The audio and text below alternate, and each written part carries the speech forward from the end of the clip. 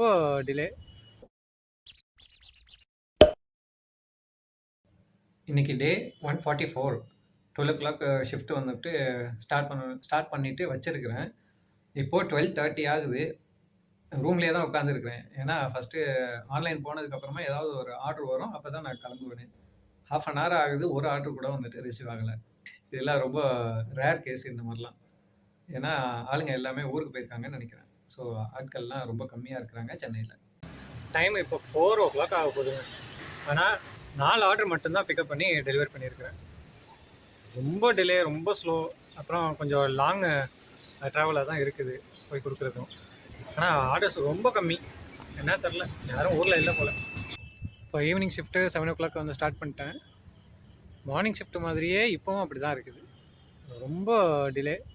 இந்த ஈவினிங் ஷிஃப்ட்டில் வந்துட்டு வெறும் 2 ஆர்டர் தான் பார்த்துருக்குறேன். ஒரு ஆர்டருக்கும் கேப்பு பார்த்தோம்னா ஆல்மோஸ்ட் 20 மினிட்ஸ்லேருந்து 30 மினிட்ஸ் வரைக்கும் இருக்குது.